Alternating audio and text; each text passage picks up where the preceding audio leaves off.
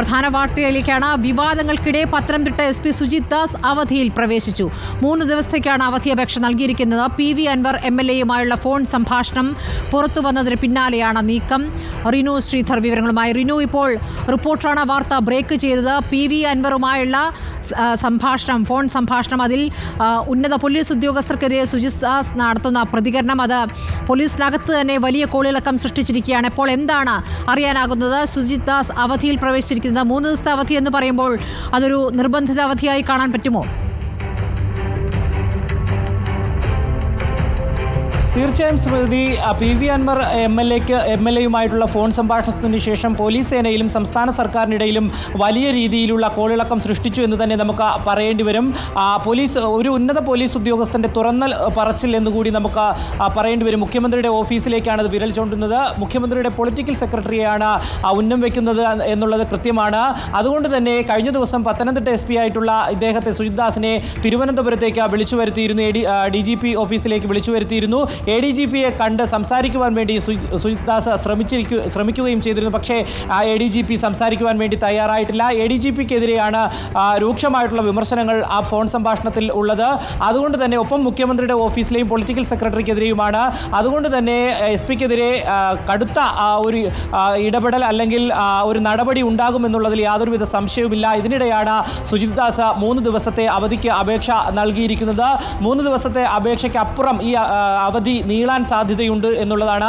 എന്തായാലും സുജിത് ദാസിനെതിരെ കൃത്യമായിട്ടുള്ളൊരു വകുപ്പ് തല നടപടി ഉണ്ടാകുമെന്നുള്ളതിൽ യാതൊരുവിധ സംശയവുമില്ല. അദ്ദേഹത്തിൻ്റെ സസ്പെൻഷൻ ഉൾപ്പെടെയുള്ള നടപടികളിലേക്ക് പോകില്ല എന്നുള്ളതാണ്. കാരണം അത് വലിയ രീതിയിലുള്ളൊരു വിമർശനത്തിനിടയാക്കും സംസ്ഥാന സർക്കാരിന്.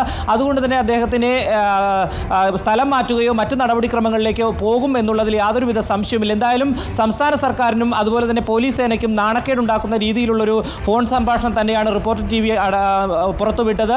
മറ്റു മാധ്യമങ്ങൾ അത് ഏറ്റെടുക്കുകയും വലിയ രീതിയിലുള്ള ഒരു കോളിളക്കം സൃഷ്ടിക്കുകയും ചെയ്തു എന്ന് വേണം നമുക്ക് പറയാൻ. എന്തായാലും കൃത്യമായി സുജിത് ദാസിനെതിരെ ഒരു നടപടി സംസ്ഥാന സർക്കാരിൻ്റെയും ആഭ്യന്തര വകുപ്പിൻ്റെയും ഭാഗത്തുനിന്ന് പോലീസ് സേനയുടെ ഭാഗത്തുനിന്ന് ഉണ്ടാകുമെന്നുള്ളതിൽ യാതൊരുവിധ സംശയവുമില്ല.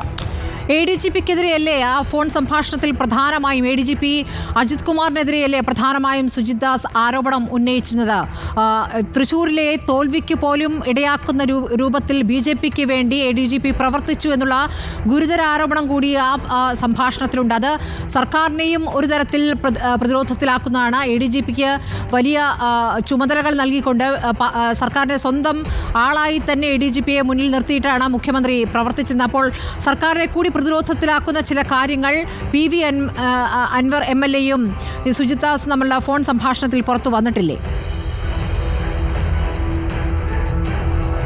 തീർച്ചയായും, അതായത് ആഭ്യന്തര വകുപ്പിൻ്റെയും അതുപോലെ തന്നെ മുഖ്യമന്ത്രിയുടെയും ഓഫീസിനെ ഒരു കുന്തമുനയിൽ നിർത്തുന്ന ഒരു ആരോപണം അല്ലെങ്കിൽ ഫോൺ സംഭാഷണം തന്നെയായിരുന്നു. അദ്ദേഹത്തിൻ്റെ പൊളിറ്റിക്കൽ സെക്രട്ടറി ശശി പറയുന്നതനുസരിച്ചാണ് ഇത്തരത്തിൽ ADGP MR അജിത് കുമാർ പ്രവർത്തിക്കുന്നത് എന്നുള്ളതാണ് അദ്ദേഹം മുന്നോട്ട് വയ്ക്കുന്നത്.